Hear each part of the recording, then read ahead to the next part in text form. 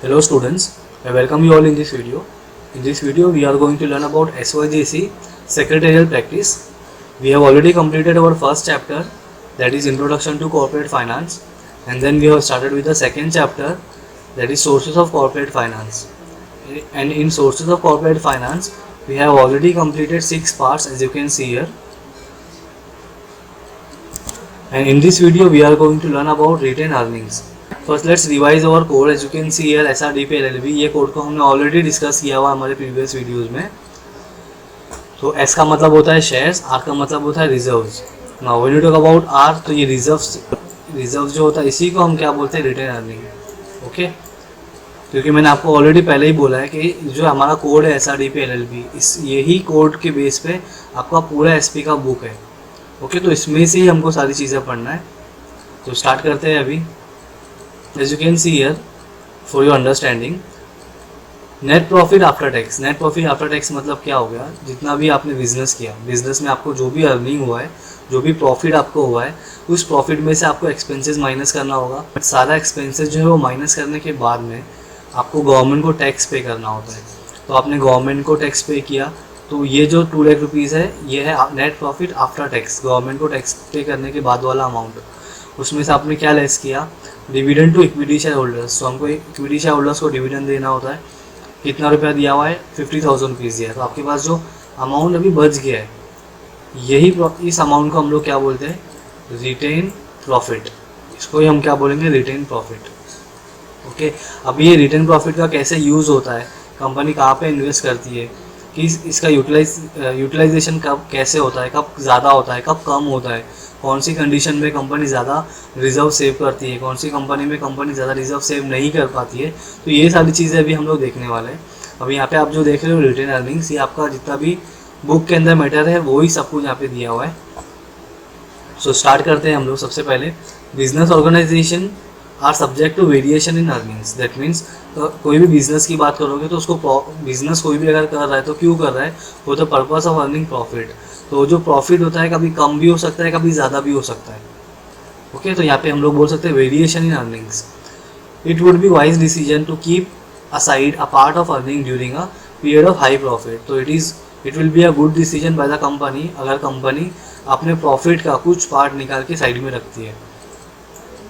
A prudent company does not distribute the entire profit earned among shareholders.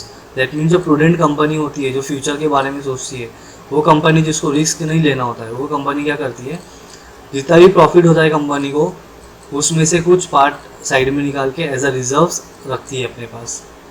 A part of profit retain by company in the form of reserve fund. Okay, तो जो company profit retain कर रही है अपने पास, side में रख रही है in a form of reserves, उसी को हम क्या बोलते हैं, रिजर्व्स बोलते हैं.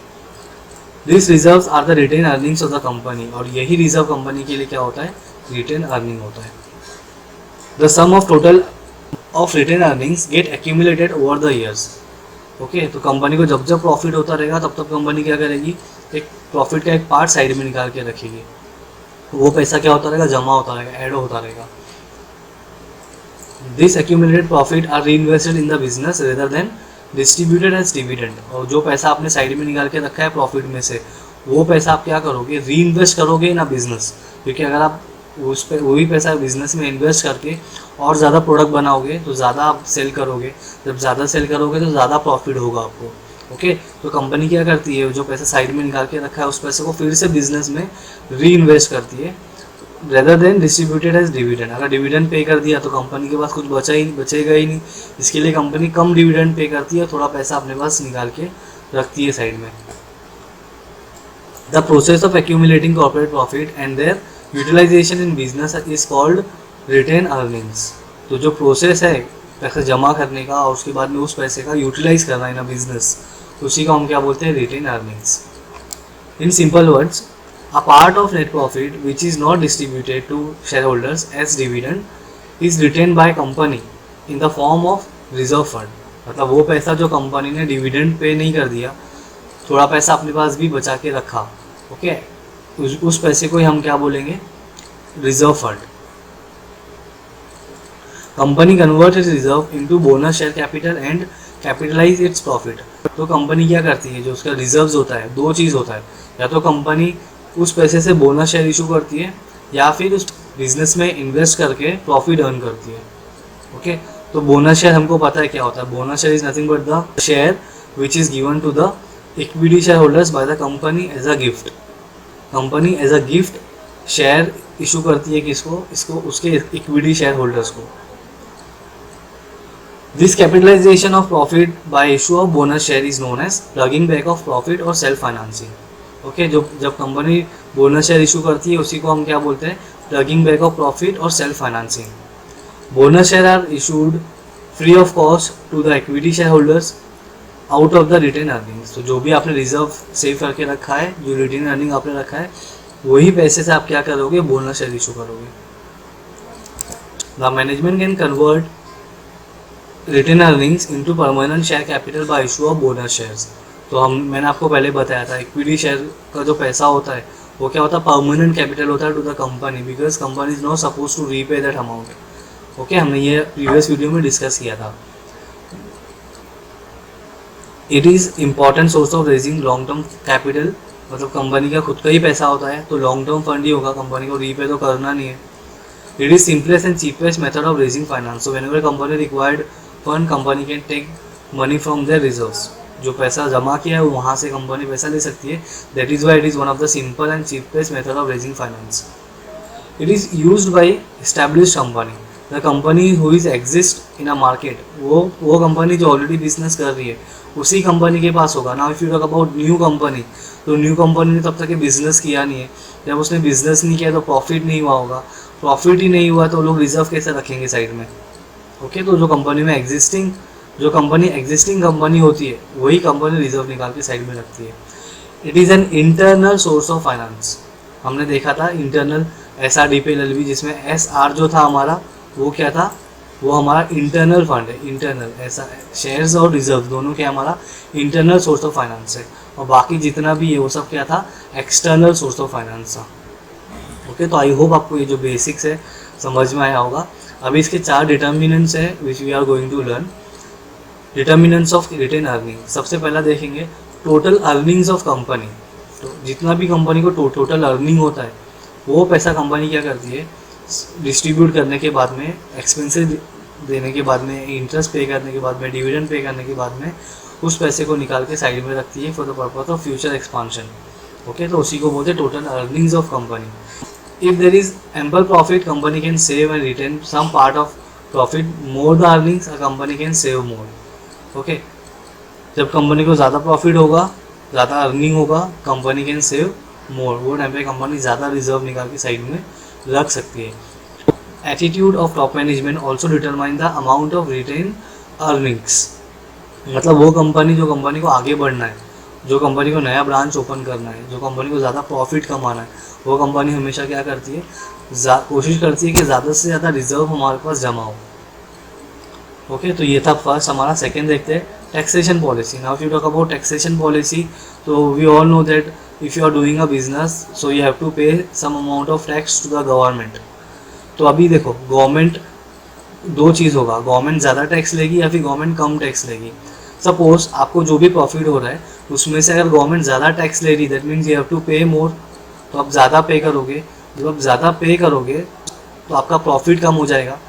When your profit is reduced, in this case you will not be able to save your money as reserves.